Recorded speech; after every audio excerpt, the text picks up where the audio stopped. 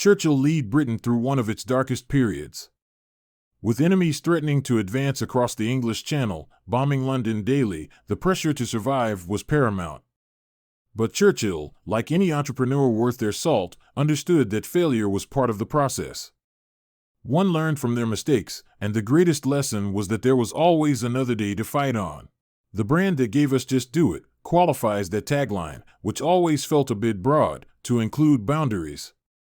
You can't just do it without regard to the rules, as Knight clearly states. Those rules are what level the playing field and protect fair competition. But rules have nothing to do with the passion in which you play within them. Branson's Virgin has proven that from record labels to airlines, where there is a will, there is a way.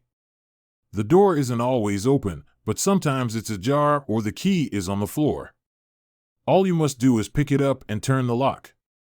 Basically, the right environment for success ebbs and flows, but a keen businessperson is never passive.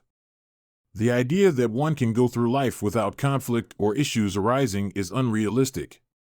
Some might dream of a frictionless ride through the world as the ideal journey, but without some form of pushback, growth is impossible.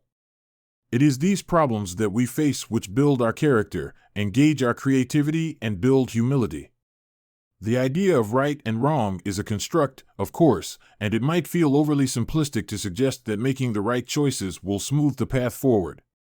But the famous investor is merely noting with this business quote that avoiding a wrong decision is as important as making the right one.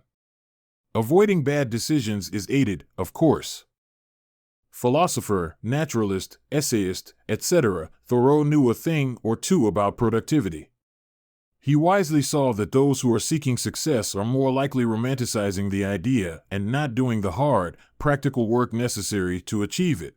Nin was no stranger to the creative act. As a writer, she had to take pen to paper or her stories would remain phantoms in her mind. It is safer to keep these ideas to oneself.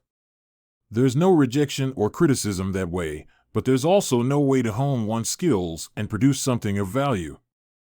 Writer and former .com businessman, Godin is saying that talk is cheap, but in a nicer way. Yes, ideas are a dime a dozen, but the real meat on those bones comes from trying to realize them. It is only then that the problems show up and the real work of resolving them starts. Chesterton, a writer of paradoxical stories, is the contrarian on our list. He speaks for the pig-headed and visionary alike. Sometimes one must buck the conventional wisdom. The hard part is knowing whether you're acting out of conviction for your ideals or if you're just being deluded by ego. She's not being literal, but rather exaggerating to make a point. There comes a time in everyone's life where the idea of just throwing in the towel is attractive. You're exhausted. The obstacles feel insurmountable. But those who can reject the idea of quitting and tap an unforeseen reservoir are usually those who cross the finish line.